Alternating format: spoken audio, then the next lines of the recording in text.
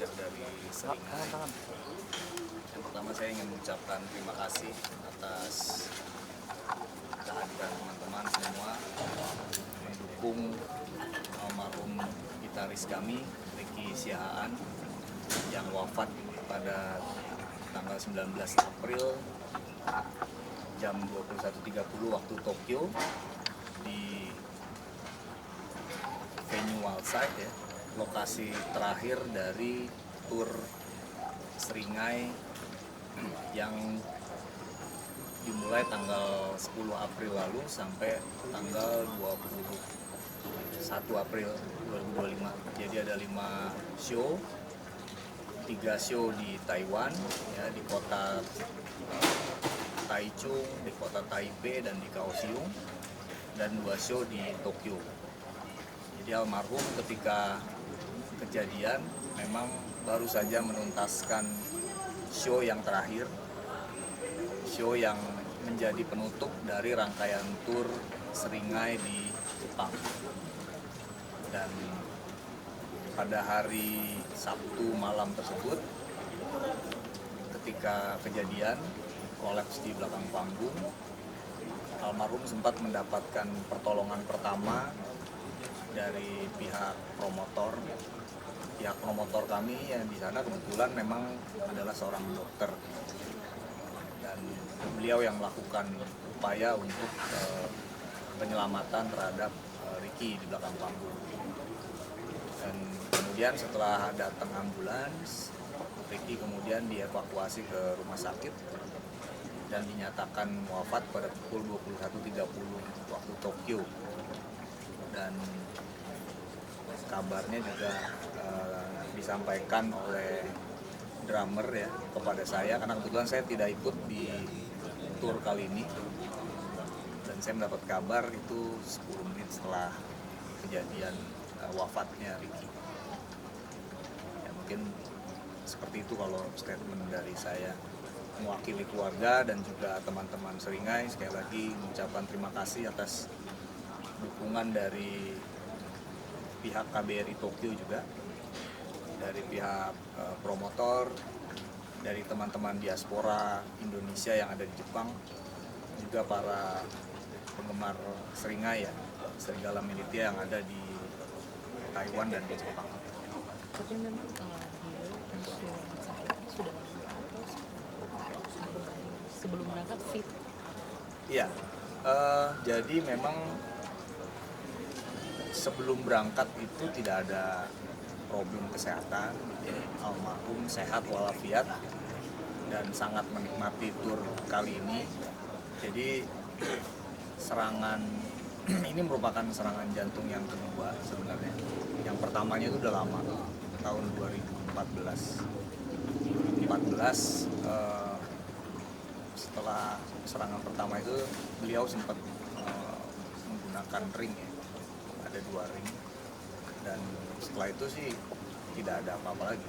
Makanya yang mengagetkan kemarin adalah hanya 5 menit setelah manggung gitu ya, situasinya masih sangat bahagia, karena mungkin teman-teman udah lihat videonya juga ya di sosial media, bahwa di konser terakhir itu memang tidak ada tanda-tanda bahwa beliau kepayahan atau kecapean. Ya Ricky yang kita kenal gitu ya, selalu energik di atas panggung, selalu memberikan lebih dari 100% gitu untuk penampilan Seringai dimanapun dia berada. Dan kejadian di belakang panggung itu ya memang sangat mengagetkan dan sangat mendadak.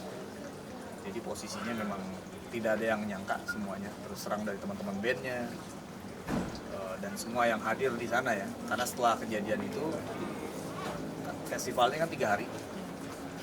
Yang hari pertama itu kami main di hari kedua, dan setelah Seringai tampil ya acaranya diselesaikan. Jadi semuanya fokus untuk penyelamatan ke Ricky pada waktu itu.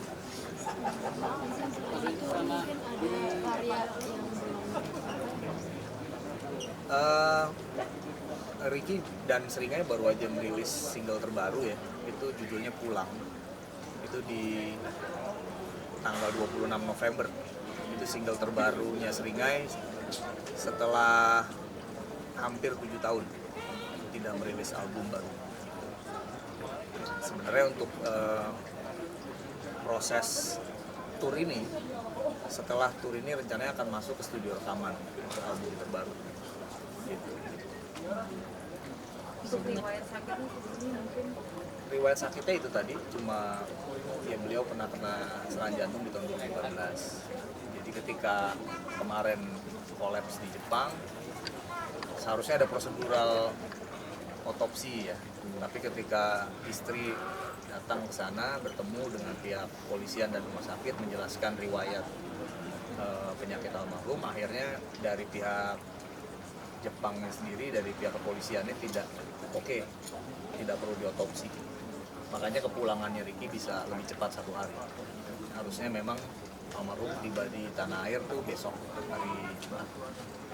Selama di Jepang mungkin biasanya ditemenin sama keluarga atau mungkin personil dari Seringai, itu mungkin yang diserahkan ke pihak diaspora atau dari Iya, jadi kemarin ketika kejadian itu istri almarhum nyusul gitu ya ke Tokyo, dan teman-teman Seringai itu masih stay di sana mendampingi gitu. Kecuali teman-temanku yang memang tanggal 21 April atau hari Senin kemarin udah pulang duluan bersama alat-alat band. Jadi ketika proses di kepolisian, proses dengan KBRI, dengan pihak rumah sakit itu didampingi oleh Aryan, didampingi oleh Semi, dan didampingi juga oleh Kemon. Bang, Untuk dimakamkannya Dimakamkannya rencananya hari Sabtu jam 2 siang di San Diego Hills Memorial Park ya, di Karawang. bangunnya sebelum beliau berpulang mungkin ada pesan atau di kru atau di sesama personil seperti itu. Obrolan terakhir yang saya dapat dari Kemot dan dari Semi, mereka sangat senang dengan show yang terakhir gitu ya.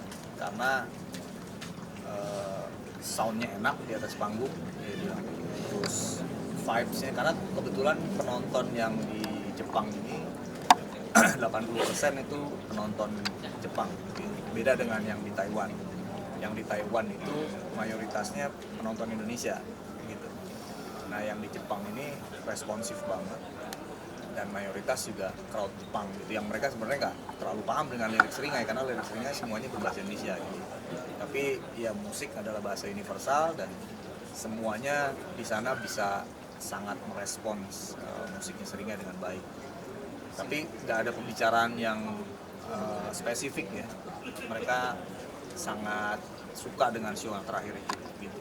Jadi setelah ngobrol sebentar sekilas, ya udah 5 menit kemudian tiba-tiba kolaps.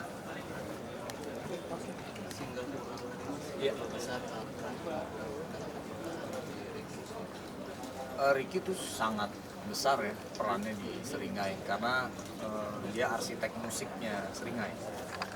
Jadi kalau lirik itu adalah Aryan sebagai vokalis, musik itu yang basicnya biasanya datang dari Ricky, dan juga digarap bersama Kemot dan juga bersama Semi. Jadi bisa dibilang memang Ricky is the soul of Seringai, the music architect of Seringai. Jadi menemani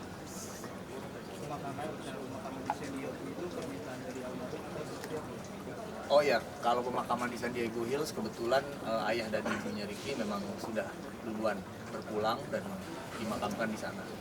Jadi memang pihak keluarga sengaja memilih makam yang berdekatan. Bang, mungkin menemani Seringai Ya Ricky termasuk pendiri ya. Jadi salah satu pendiri co-foundernya Seringai itu ada Ricky, ada Aryan, ada Kemot ya, bertiga. Mereka membentuk Seringai di tahun 2002 waktu itu. Jadi usia bandnya udah 23 tahun.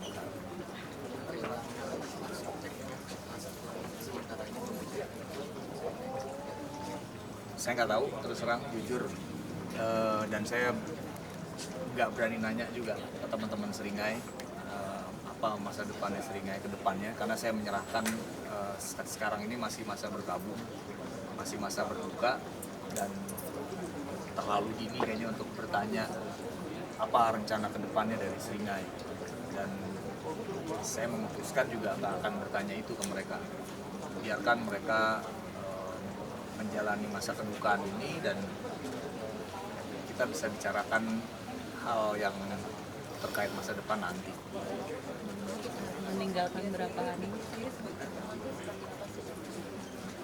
Ricky sosok yang sangat humoris ya, dan orang selalu melihat dia humble, selalu dekat dengan siapapun, termasuk fans, teman. Jadi selain bersama Seringai, ya saya dengan Ricky juga dulu di majalah Rolling Stone Indonesia. Kami kolega selama hampir 13 tahun. Jadi ya saya cukup dekat gitu dengan Ricky sebelum menjadi manajer band ini.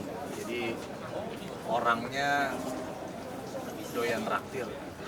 Kita kalau pulang dulu kantor makan siang, jalan kemana pasti dia traktir.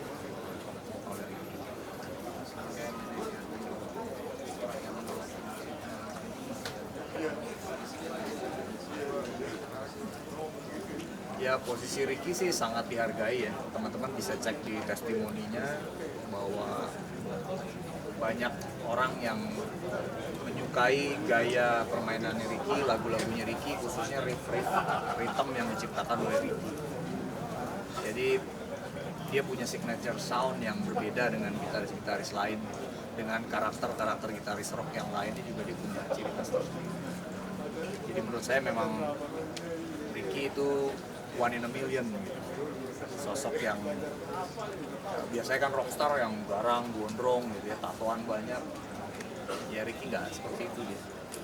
Dia sangat sayang dengan keluarganya, dia sangat sayang dengan teman-temannya, sangat perhatian juga, dan humoris. Tapi dia rockstar dan lagunya sangar-sangar.